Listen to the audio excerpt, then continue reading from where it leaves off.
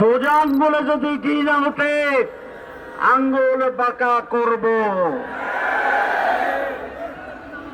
কি আমাদের লাগবেই।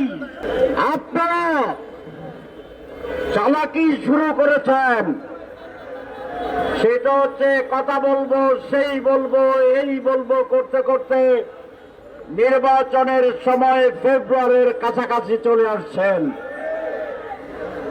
আপনাদের চালাকি আমরা বুঝি। আপনারা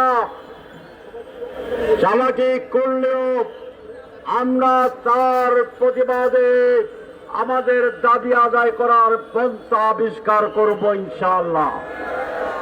আজকে আবার আহ্বান করব যে সমস্ত দলেরা আছেন সংশ্লিষ্ট, আপনারা আলোচনার জন্য কমিটি ঘোষণা করুন।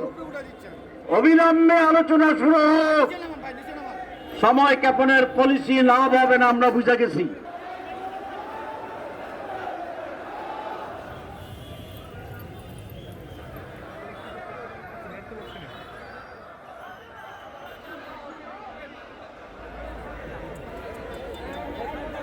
আমাদের মেসেজ পাওয়ার পর প্রধান উপদেষ্টা মহোদয়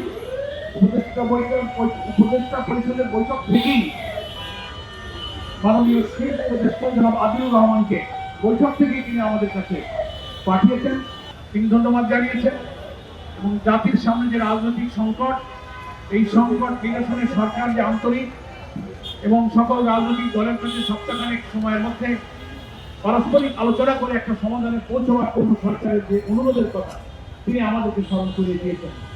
আমরা বলেছি যে আমরাও সরকারকে উত্তরে এবং এই সংকট নিরসনের সকল ধরনের সহযোগিতা করতে প্রস্তুত আছি এবং আমরা আজকে প্রথম মোড়ের ঐতিহাসিক সমাবেশ থেকে নেতৃবৃন্দ যে বক্তব্য দিয়েছেন সেটা আমাকে জানিয়েছি যে আমরা সবাই প্রস্তুত আছি। এখন রাজনৈতিক দলের এই আলোচনায় আপনাদের সহযোগিতা প্রয়োজন এবং আমরা পরিষ্কার করে বলছি জুলাই সনদ বাস্তবায়নের আদেশ অবিলম্বে জারি করতে হবে এবং জাতীয় নির্বাচনের আগে গণভোটের তারিখ ঘোষণা করতে হবে। তারপর